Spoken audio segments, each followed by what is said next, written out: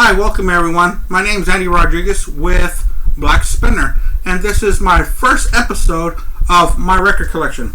And I'll be going through my record collection in alphabetical order, and also it is sequenced by year.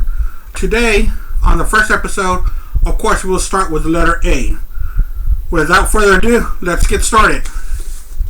AC/DC, Powerage.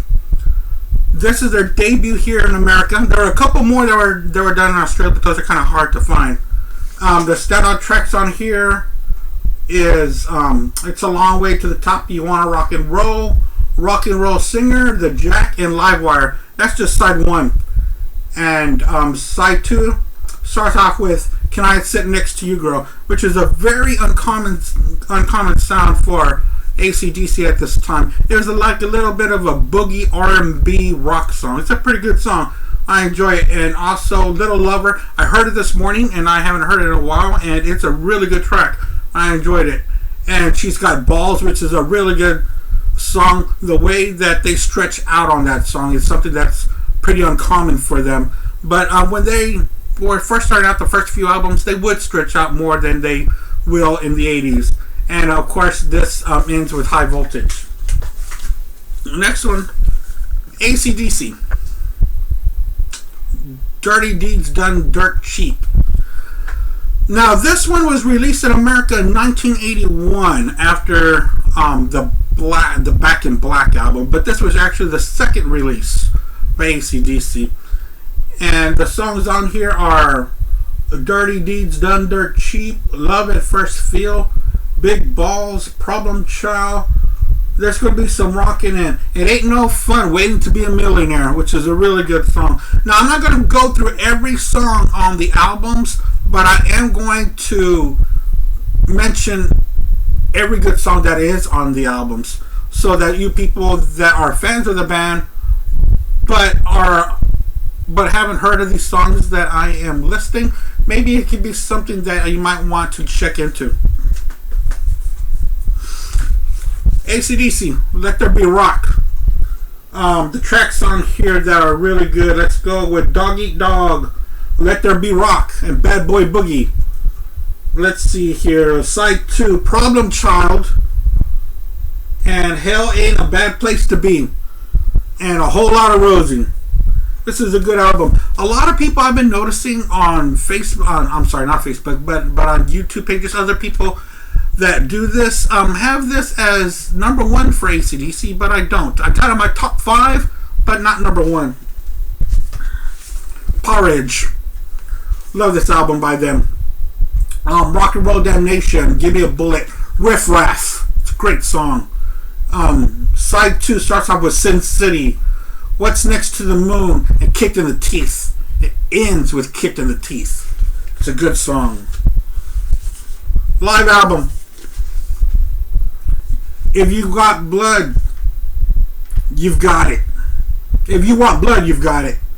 Riff Raff, Hell Ain't a Bad Place to Be, Bad Boy Boogie, The Jack, Problem Child, A Whole Lot of Rosie, High Voltage, Let There Be Rock. And the Gateful's pretty cool. It's got some notes on there and some stuff with them on stage there, which is pretty cool.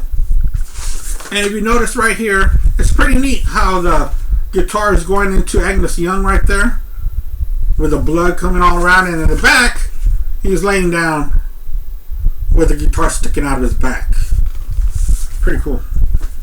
So I am going to be opening up some of these so that we can see what the gatefold looks like and what the album, what the covers of the inside look like, because there's a lot of things there that we might not always see. AC/DC, Highway to Hell. Sometimes this is my favorite album by AC/DC, and sometimes it's number 2. I'm pretty sure you people that are watching this know what this goes back and forth with. I can pretty much call out every song on this album, and I will. Highway to Hell, Girls Got Rhythm, Walk All Over You, A Touch Too Much, Beating Around the Bush, Side 2, Shot Down in Flames, Get It Hot, If You Want Blood, You Got It. Wonderful. Love Hungry Man and Night Prowler. I'm the night Prowler. Unfortunately, this will be the last album with Bon Scott. You know, I go back and forth if I like Bon Scott more or Brian Johnson, but lately it has been Angus Young. I'm sorry, it has been Bon Scott. Just the way that he sang, he sang with a menace to him, and I loved it. The number one album for me right now at the moment is Back in Black. This was the first album with Brian Johnson. Let me read you these songs. Again, I'm going to read the whole thing because they are all mentionable songs. Let's go with Back in Black, Hell's Bells, Shoot to Thrill, Giving the Dog a Bone. Giving the Dog a Bone. What do you do for money, honey? That's great. Rock and Roll Ain't Noise Pollution. Let me put my love into you. You shook me all night long. Shake a leg. And boom, have a drink on me. And it's like, have a drink on me. This sometimes is number 3, but lately, since I've been listening to more Bon Scott, this has fallen out of my top 10. But still, great album. For those about to rock, we salute you. Yes. We are talking to all of you out there that are ready to rock. We salute you. The title track, Evil Walks, Spellbound, Put the Finger on You, Inject the Venom. Inject the Venom is a song that I've recently been getting into. It's pretty tight. And Snowballed. Those are the ultimate tracks for this album. Things kind of got a little tough on them. You know, when you're a fan of a band, you go through their ups and you follow them through their ups and downs. And unfortunately, every band goes through this if you're not named to the Beatles. But AC/DC did hit a skid. Talking about Flick of the Switch.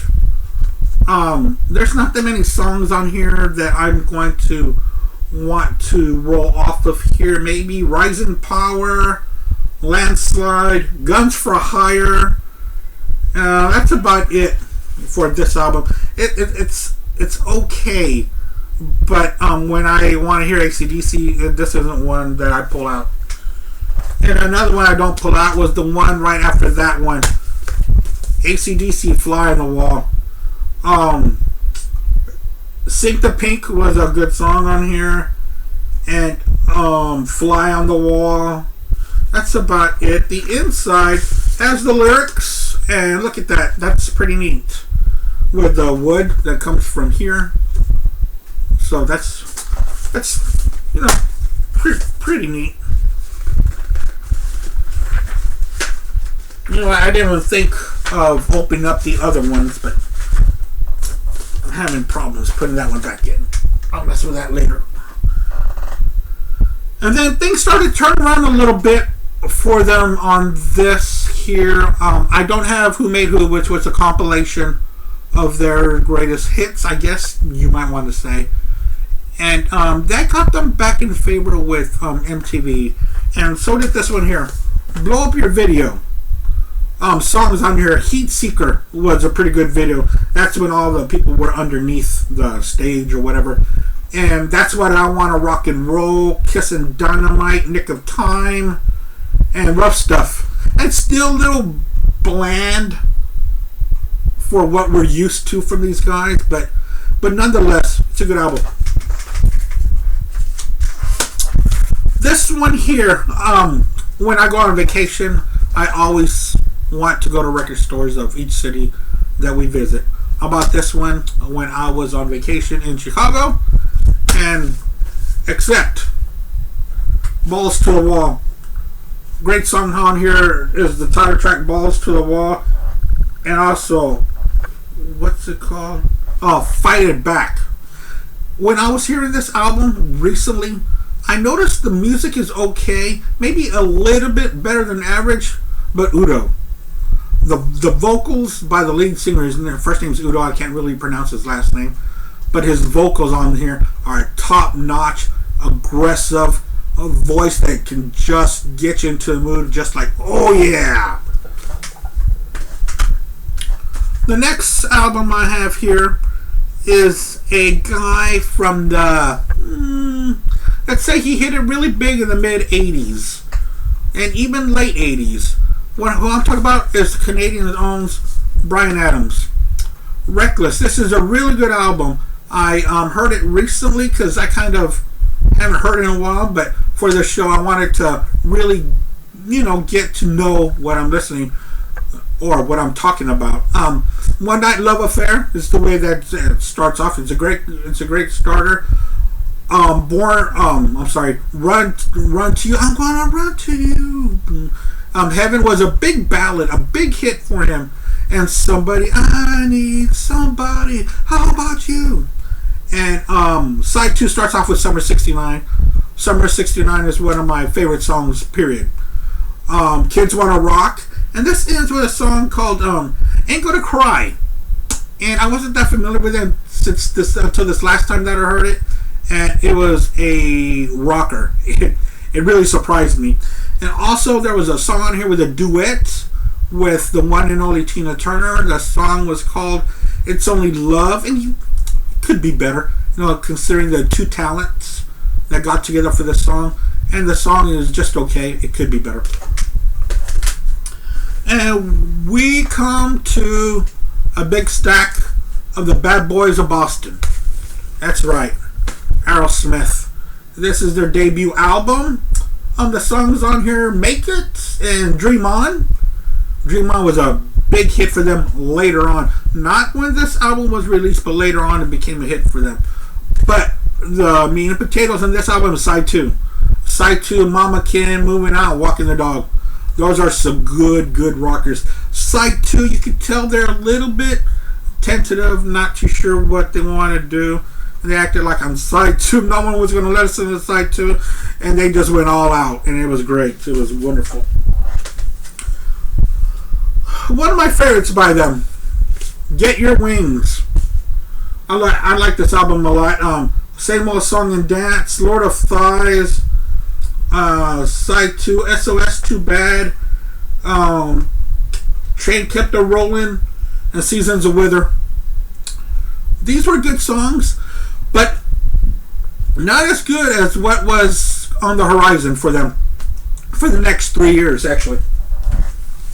And they started off with this one right here, Toys in the Attic. This was released in 1973 or 74. Let me find out for you since I started talking. I'll find out for y'all later. This starts off with Toys in the Attic, and it goes to Walk This Way and Adam's Apple. Let's see, Sweet Emotion, No More, No More. This is a really good album. This is when you're like, man, can this band get any better? Yes, they can. Rocks by Aerosmith. This is my favorite album. This seems to be a favorite for a lot of people. Especially my cousins and my uncles. We all love this album. When we get together, we throw this on late at night. Back in the Saddle, Last Child, Rats in the Cellar, Sick as a Dog. Sick as a Dog, yeah. Nobody's Fault, Get the Lead Out, and Why Don't You Just Home Tonight. It's a really good closer there. I like this album. It took me a while to get into this one. It's Draw the Line by Aerosmith. Great songs on here is the title track, Draw the Line, Critical Mass, Bright Light, Fright, and side 2 starts off with Kings and Queens. Kings and Queens is, I don't want to say it's epic because it's not as long, but just the feel of it, just the feel of Kings and Queens. And it ends with Milk Cow Blues. That's a pretty good song. And is there anything in here? No, their logo. And you know what? Oh, I forgot on Rocks. Let me show you the inside. The album sleeve. It's pretty neat. You don't see it that often around. The Bad Boys of Boston right there in a cartoonish, I guess, or some kind of art. That's pretty neat. I meant to pull this out, but I'm really glad that I got it out because that's really cool. I like it. Sometimes I want to put it up on my wall here, but nah. I want to keep it where it belongs, you know.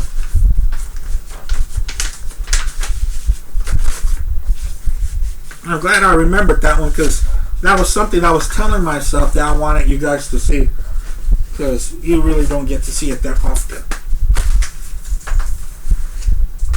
Now I know why they made compact disc. They were easier. And we get to Aerosmith Bootleg. This is a double album, a double live album. Around this time, there were a lot of double live albums coming out. It would seem to have been the norm for it. There's the inside of it. You get to see pictures of the band and in concert and all that. And the songs on here are going to be your regular Suspect, Back in the South, Sweet Emotion, Lord of Thighs, Toys in the Attic, Last Child, Come Together, a Beatles cover, which they made a big hit for themselves when they performed it in the Sgt. Pepper's Lonely Hearts Club movie. Sick as a Dog, Side 3, Dream On, and Side 1 and Side 2, the first album, it's really good. It starts to get a little boring and bland in the second half. A lot of that was taken from Texas Jam in Dallas, Texas at the Cotton Bowl. After that, they released another album, of course, Night in the Ruts. This one was okay, but you can tell that the wheels were starting to fall off just a little bit. No Surprise might be something that I really liked off here. And think about it. A lot of people think very highly of this album. Maybe I should give it another listen to, which I probably will. But for now, it's okay. But there's people that rank it pretty high. And recently, I have stopped being a vinyl snob and broke down and started buying compilations. And I'm sure glad I did, because this compilation is one of the best greatest hits released by them. They've released a couple. It's just a white cover in there. Dream On, Same Old Song and Dance, Sweet Emotion, Walk This Way, Last Child, Back in the Saddle, Draw the Line, Kings and Queens, Come Together. It ends with Remember, Walking in the Sand. Why did they have to do that? I don't know. But they did. This album here, they have 2 new members and 2 members left. 2 guitar players left, the lead and the rhythm. And we were left with Rock in a Hard Place, which is just okay. It was better than Stuck a Night in the Ruts. The songs on here that were pretty good was Jailbait, Lightning Strikes, Bitches Brew. All those were on side 1. And then maybe Rock in a Hard Place, the title track. Which this wasn't a pretty bad album now that you think about it. And these 2 are the new guys. Their names kind of leave me. I know one of them last name was Crespo. And the inside wasn't that great, but there was different albums and a little bit of information of their previous albums. As I was talking before about their live stuff, the bootleg was just okay. It was a double album, and you get kind of tired towards the end.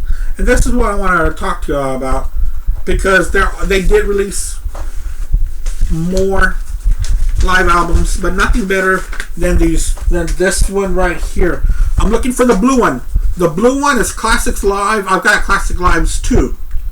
This one here, it's got all the usual suspects, just like on bootleg, but these songs have a little bit more bite to them.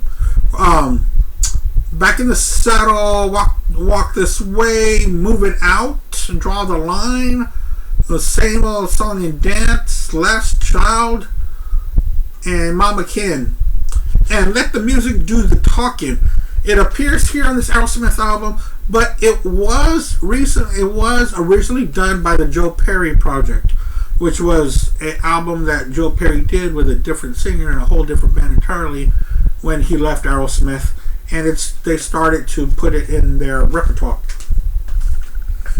And the original members come back together for Aerosmith, Done with Mirrors. This one was okay. It was back to basics, back with a regular band, but it wasn't as great as people had hoped it was. They hoped it would have been. The track that stands out here is Let the Music Do the Talking is on here.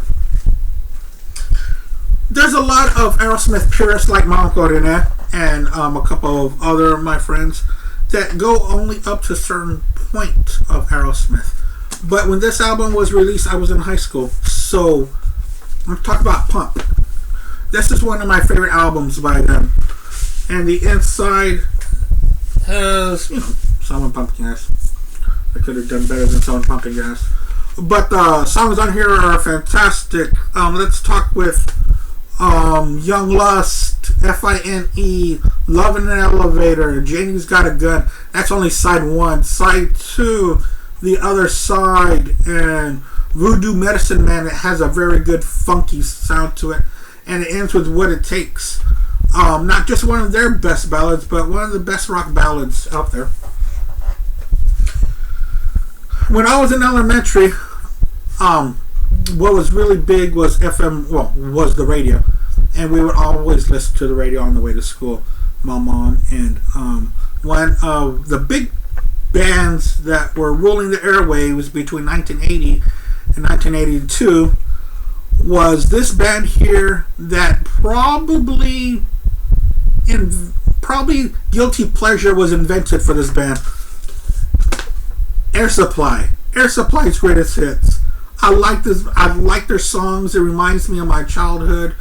And people just don't make ballads like this anymore. We're talking about Lost in Love, Even the Nights Are Better, The One That You Love, Sweet Dreams, Making Love Out of Nothing at All Out of Love, Every Woman in the World to Me, You're My Reality, and Here I Am. These guys were from Australia.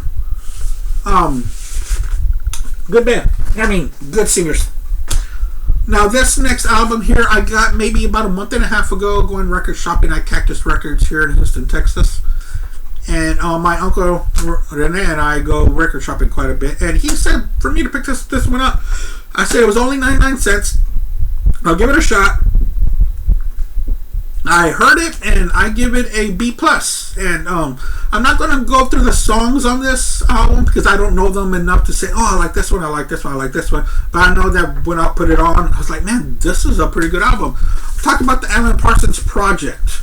This was a really good album. As y'all might know, that Alan Parsons was the producer and the engineer, I believe, for Dark Side of the Moon by Pink Floyd.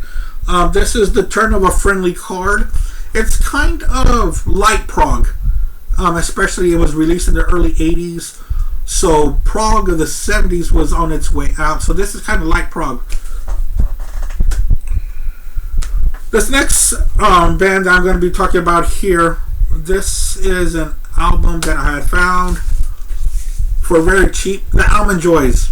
Now, there's a lot of people going out there going, well, who are the Almond Joys? This was released in 60s.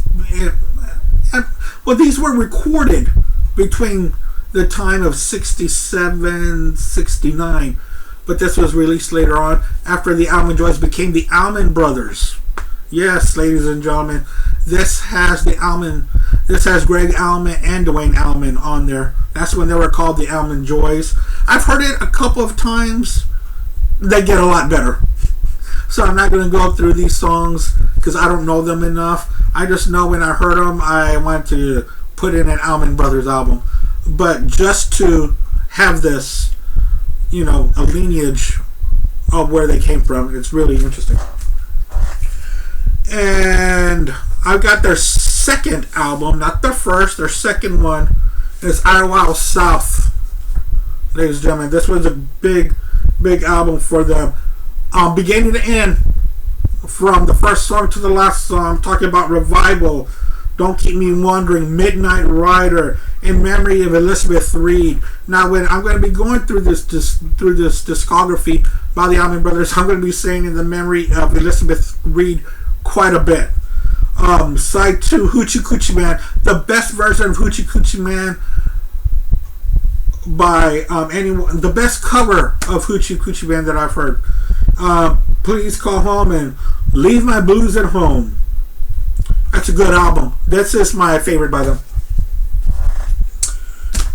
And right here, the Allman Brothers Band at the Fillmore East. This is considered one of the greatest live albums of all time. I love it. I think it's fantastic. You open up the gatefold and look at that. Look how nice that looks. The color and contrast. It just looks like the colors on stage that the Allman Brothers would be playing under. Let's see. Starts Borrowed Blues, Done Somebody Wrong, Stormy Monday, Hotlanta. There it is again, In Memory of Elizabeth Reed. And side 4. One song takes up side 4 by itself. And sometimes we're like, wow, a song that's over 20 minutes. Sometimes it gets a little tiring. Not when it's the Whipping Post. And when you listen to the Whipping Post all the way through, it's fantastic live. And if you open this up, you got the band. You got the band on this side, and then the roadies and road crew on this other side. You see that? It's pretty neat. You don't get this on CD covers anymore. They're small. And now that we stream things, we get little pictures on our phones. So it's really neat to have something really neat like that. Next by them, well, in between Live at the Fillmore East and this next album here, there was Tragedy Hit the Band, which we all know about Duane Allman and Berry Oakley passing away. And this album here is a memorial to him. Right here. Eat a Peach. I always get this backwards. I could have said Eat a Watermelon, but Eat a Peach by the Allman Brothers. Open up the gatefold. I remember one of my uncles, my uncle Arturo, would talk about how trippy the inside fold was. And look at that. It's pretty neat. Of the art that's on there. And the songs on here are fantastic. Ain't Wasting No Time. Jessica is on here. And side 2 and side 4 consists of Mountain Jam, which is a beautiful instrumental by Duane Allman. He's already passed away. They give him 2 sides on here, a memorial to him. And on side 3 has One Way Out and Blue Sky and Little Martha. Eat a Peach. It's a really good album. If you can take the time to hear it all the way through, it's a good piece of music. After that, they did their debut album without Duane Allman, and Dickie Betts, who has been in the band since the beginning, was the second guitar player with him, and he really took control here on Brothers and Sisters. This was my first Allman Brothers album, and this is what got me so much into them. Of course, you hear about them, but not until you can really sit down and listen. And when I got my first apartment here in Houston, when I was in my mid-20s, this was the album that I would listen to quite a bit when I was living there. Wasted Words, Rambling Man, of course, is a big hit. And Jessica's just a fantastic instrumental. And Pony Boy, it's a good album. Next was Win, Lose, or Draw. The inside's just a little poker thing, kind of bland, pretty much. And the album was just okay. There's not too much songs I want to talk about here because they released another double album live, and everyone thinks well, Live at the Fillmore East is rightfully one of the greatest live albums made.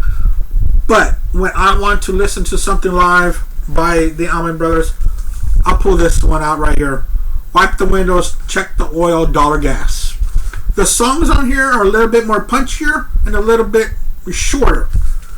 And here's the inside of it. There's the pictures of the guys there. Okay. And the songs on here are a little bit more immediate. Like I said, Wasted Words, Southbound, Rambling Man. Again, side 2, we hit that song in memory of Elizabeth Reed, and rightfully so. It really is a really good jam. And side 3, it's got Ain't Wasting Time No More, and side 4 has Jessica and Didn't Want You No More. This is what I pull out when I want to hear them live. And next we got Enlightened Rogues. This was in the late 70s, going into the early 80s, where things weren't going that great in the Allman Brothers band. There was a lot of turmoil, a lot of personal demons were getting into this band, and they weren't up to par of what we loved by them. But this was still a good album. I remember hearing this one not too long ago, and I really enjoyed it, just like I enjoyed it the first time I bought it. Now, it's not up to par with Brothers and Sisters and Idle Wild South, but it's a good Allman Brothers album. If you put it on, you'll know that's the Allman Brothers. This one here, Reach for the Sky, I believe this was like in 80. Dwayne was already going to start a solo career. Dickie Betts was already making a couple of solo albums. So their attention were elsewhere. The songs on here, not much that I really want to talk about. The Inside, I like that right there. That paper, the paper's pretty neat in there. The album cover. It's not the album cover. I'll find out the word for it, but that's pretty neat. And like I was talking about greatest hits, here's one of my favorites. America's Greatest Hits. It's called History. It's produced by the one and only George Martin.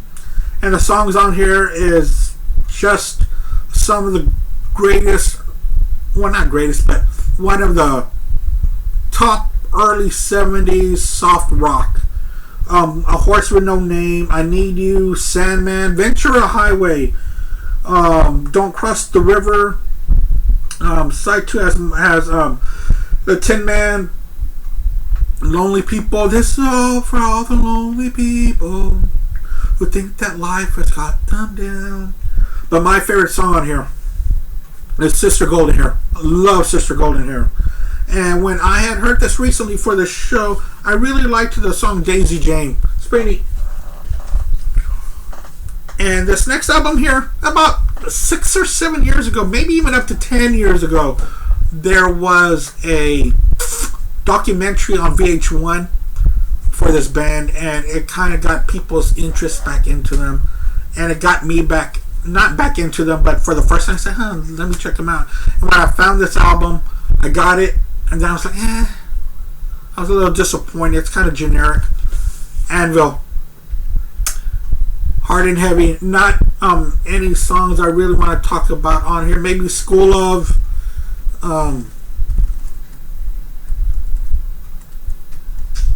Yeah, they did a cover on here, which was just okay. Of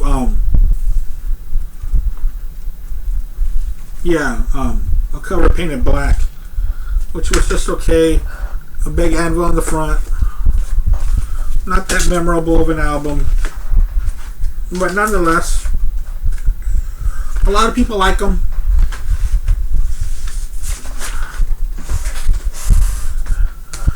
Next one I have here is Arcade Fire. I know it's a little bit more current. Well, not that current. It was still early 2000s. But, yeah, it's the album Funeral, which was their breakthrough album. The good songs on here are The Neighborhoods 1, 2, 3, and 4. And In the Backseat, the way that the album ends.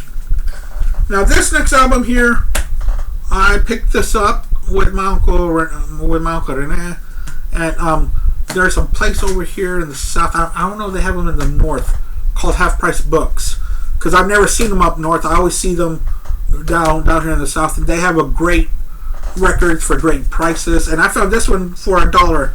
It's Argents, All Together Now.